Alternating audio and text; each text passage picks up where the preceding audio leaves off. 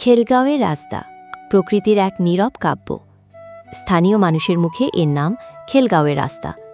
তবে এর আসল রূপ ধরা দেয় যখন আপনি পা বাড়ান মাধবদী থেকেই খেলগাঁওয়ের দিগন্তে।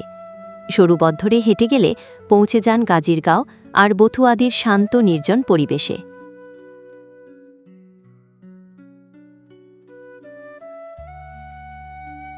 এই পথে দুধারে ছড়িয়ে আছে সবুজ ফসলি মাঠ।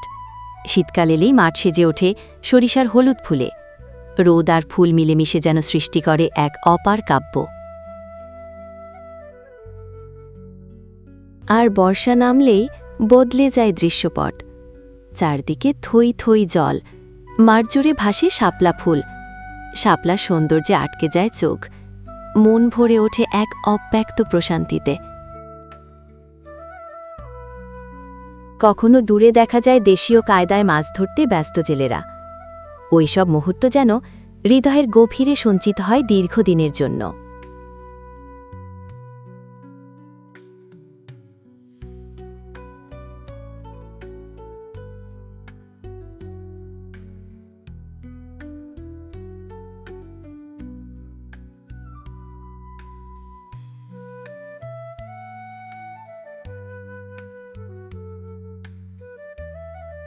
বিকেলের নরম আলোয় যখন সময় থেমে থাকে একটু, তখন এই পথ ধরে হেঁটে চলা মানে এক নিঃশব্দ শান্তির খোঁজ।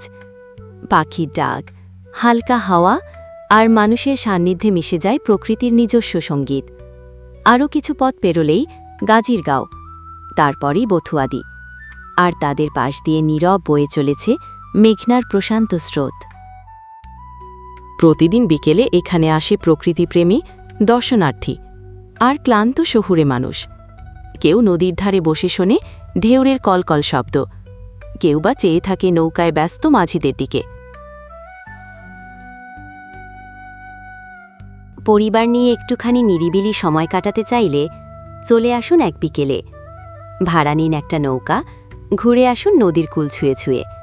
এ যেন এক মুহূর্তে ফিরে যাওয়া, হারিয়ে যাওয়া সরল দিনগুলোর দিকে। যেভাবে আসবেন, মাধবদী বাসস্ট্যান্ড, আনন্দী মোড় অথবা গরুর হাট থেকে সহজেই পাওয়া যায় অটো কিংবা সিএনজি। এই পথে আপনি পৌঁছে যাবেন খেলগাঁওয়ের সেই মায়াময় প্রান্তরে, যেখানে আজও প্রকৃতি কথা বলে নিজস্ব ভাষায়।